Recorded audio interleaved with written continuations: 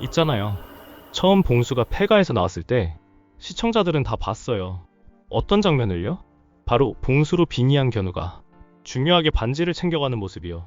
게다가 봉수가 폐가 문 밖을 나올 때 바닥에 있던 머리 없는 목각 인형을 밟고 나왔어요. 근데 왜?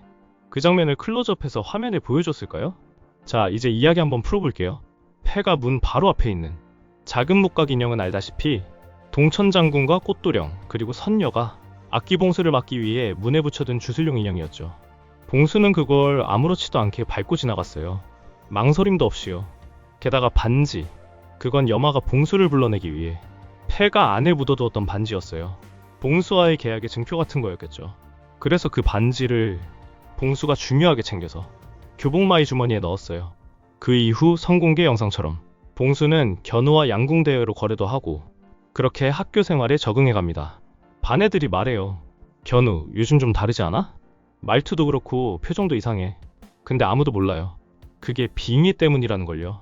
지금 그 사실을 학교에서 알고 있는 사람은 딱 2명뿐이에요. 선녀 성아 그리고 표지호. 성아는 매일 봉수를 마주보면서 마음이 복잡해져요. 왜냐면 지금 그 안에 있는 봉수는 악기가 아니라 너무 순수한 사람 같거든요.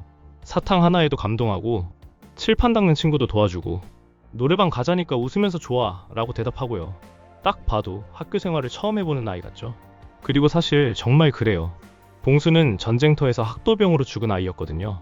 그러니까 지금 이 시간은 그 아이가 처음으로 살아보는 청춘인 거예요. 봉수는 그렇게 학창시절이라는 걸 다시 살아보고 있어요. 친구들과 어울리고 조금은 장난도 치고요. 근데 문제는 그 아이가 행복할수록 견우는 점점 사라진다는 거예요. 성아는 점점 불안해져요. 혹시 진짜 견우는 돌아오지 못하는 게 아닐까 하고요.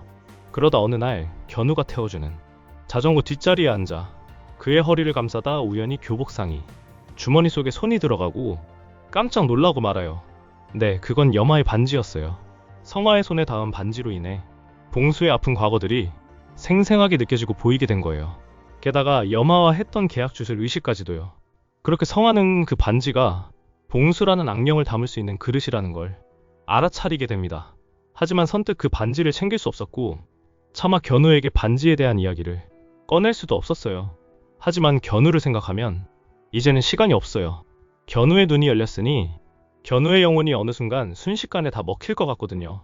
거울을 보면 한때는 분명히 견우였던 얼굴이 점점 낯설게 보여요. 선녀는 고민 끝에 신엄마와 꽃도령에게 이 사실을 말해요. 견우가 점점 사라지는 것 같아요. 잠식당하는 걸 멈춰야 할 것 같아요. 그래서 준비한 게 있죠.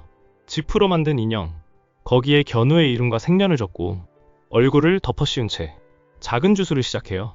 원래는 보호를 위한 주술이었는데 그게 오히려 역효과를 일으켜요. 주술을 하는 와중에 성아는 뭔가 잘못되었음을 느껴요. 염화가 말해요. 누구야? 누가 역사를 보내는 거야? 꽃도령이 말해요. 핸섬 가이 많이 아플 거야. 그날 밤 견우는 한참을 끙끙 앓아요. 몸이 뜨겁고 반지에서 이상한 기운이 퍼져나가고 무언가 꿈틀거리는 느낌이 들죠. 그렇게 밤새 아픈 몸을 뒤척이다가 반지를 방에 흘리게 됩니다. 그리고 그때 폐가 문 앞에 쓰러져 있던 목각 인형이 벌떡 일어서요. 마치 잃어버린 머리를 찾으려는 것처럼요. 선녀 또한 그 인형을 떠올려요. 왜 아직도 그 자리에 있을까? 그러면서 동시에 견우에게 주었던 부적 인형도 생각이 나요. 봉수는 알고 있어요. 그 반지가 자신이 세상 밖으로 나올 수 있었던 열쇠였다는 걸요.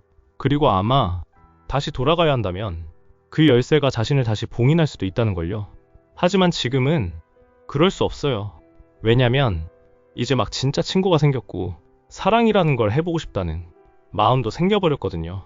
성아는 머리에 떠올랐던 그 인형이 잊혀지지가 않아서 혼자 폐가 앞에 다녀왔어요. 거기엔 아직도 머리가 사라진 목각 인형이 가만히 서 있었어요. 누가 세워놨는지도 모르고 왜 아직 그 자리에 있는지도 모르겠지만 그걸 보는 순간 성아는 마음이 이상했대요.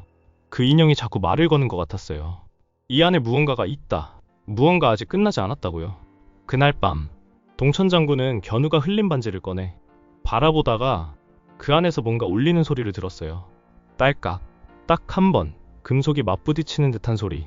바로 그 다음 순간 거울 속에 비친 견우의 모습이 아주 잠깐 봉수로 변했어요. 눈빛도 표정도 완전히 달라져 있었죠. 동천 장군은 확신하게 돼요. 이 반지가 봉수를 다시 분리해낼 열쇠가 될 수 있다는 걸요. 하지만 방법은 아직 몰라요.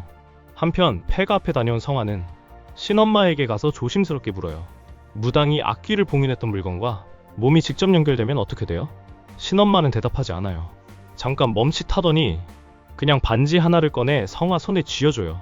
필요할 때가 오면 이게 네 손에 남아있을 거야. 그리고는 돌아서죠. 그날 이후 성화는 학교에서 견우를 볼 때마다 마음이 조여와요. 그 안에 있는 봉수는 점점 견우의 삶을 살고 있고 친구도 생기고 소중한 기억도 만들어가고 있어요. 하지만 그럴수록 견우는 점점 죽음이라는 두려움에 고통스러워하며 더 안쪽으로 밀려나고 있어요. 지호는 말해요. 성화야, 계속 이대로 둘 거야?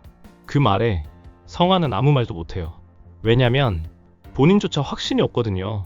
다음 화에선 이 반지와 인형이 어떤 방식으로 봉수를 흔들기 시작하는지, 그리고 견우가 자신의 의지를 어떻게 되찾게 되는지, 그 모든 전조들이 펼쳐질 거예요.